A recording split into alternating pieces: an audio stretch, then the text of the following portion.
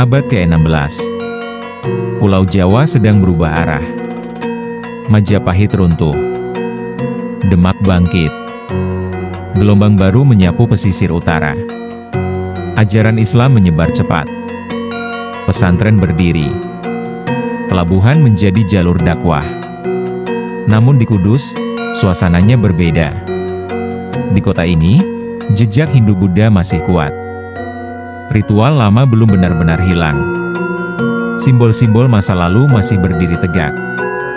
Bagi sebagian orang, perubahan adalah harapan. Bagi yang lain, ia adalah ancaman. Di tengah suasana seperti itu, datanglah seorang tokoh. Bukan panglima perang. Bukan penakluk wilayah. Ia datang bukan membawa pasukan, melainkan pemahaman. Namanya Sunan Kudus. Seorang ulama. Seorang ahli fikih. Dan yang jarang dibicarakan, seorang pembaca situasi sosial yang tajam.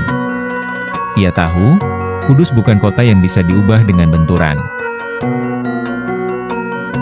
Di banyak wilayah Islam, penyembelihan sapi adalah hal biasa. Ia bagian dari ibadah. Bagian dari kurban. Bagian dari tradisi. Namun di Kudus, muncul sebuah anjuran yang tidak biasa. Umat Islam tidak menyembelih sapi. Bukan karena dagingnya haram. Bukan karena syariat melarang. Tapi karena sapi adalah hewan yang dihormati oleh masyarakat Hindu. Keputusan ini sederhana. Namun dampaknya besar. Sebagian bertanya, apakah ini bentuk kompromi berlebihan? Sebagian lagi berbisik, apakah ini tanda kelemahan? Namun Sunan Kudus tidak sedang mengubah hukum. Ia sedang mengatur cara hadir. Ia memahami satu hal penting, keyakinan yang merasa diserang akan menutup diri. Tetapi keyakinan yang dihormati, akan membuka ruang. Larangan itu bukan tentang sapi semata. Ia tentang sensitivitas. Tentang membaca luka yang mungkin muncul. Sebelum luka itu benar-benar ada. Di tengah kota Kudus, berdiri sebuah bangunan yang hingga kini masih menjadi saksi. Masjid Menara Kudus. Sekilas, menaranya lebih mirip candi daripada menara Timur Tengah. Bata merah tersusun rapi. Ukiran klasik masih terasa. Nuansa arsitektur lama tidak dihapus. Ia tidak memaksakan bentuk baru. Ia berdialog dengan bentuk lama. Seolah berkata, Islam tidak datang untuk merobohkan semuanya. Ia datang untuk memberi makna baru. Simbol itu penting. Karena bagi masyarakat yang hidup dalam tradisi kuat, arsitektur bukan sekadar bangunan. Ia identitas. Ia ingatan. Ia rasa aman. Dan Sunan Kudus memahami itu. Pada masa itu, perubahan sering disertai konflik. Kekuasaan berganti.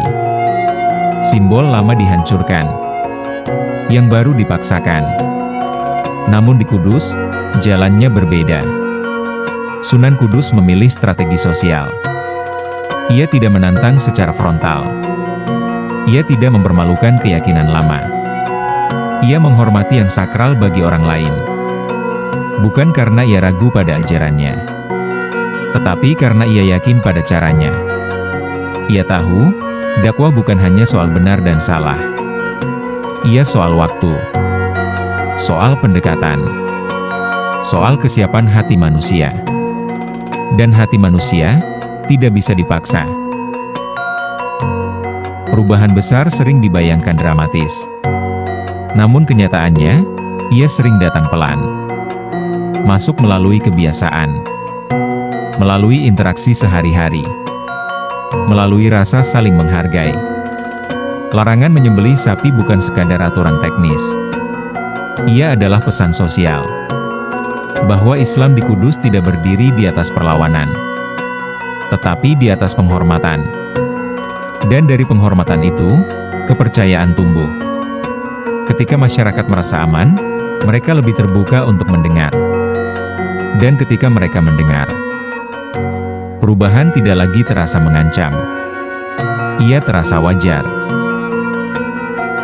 Kudus tidak dikenal karena peperangan besar. Ia tidak diingat karena perebutan tahta. Namun ia dikenang karena satu pendekatan yang jarang dipilih, menguat tanpa menghancurkan, meyakinkan tanpa merendahkan. Sunan Kudus menunjukkan bahwa strategi bisa lebih kuat daripada konfrontasi. Bahwa menghormati bukan berarti kalah. Dan menahan diri, bukan berarti lemah. Mungkin itulah sebabnya, hingga hari ini, Kudus tetap dikenal sebagai kota yang tenang. Tenang, karena fondasinya dibangun tanpa luka besar. Dan di tengah dunia yang sering memilih benturan, kisah ini terasa semakin relevan, bahwa perubahan sejati tidak selalu datang dengan suara keras. Kadang ia datang dalam bentuk sikap yang sederhana.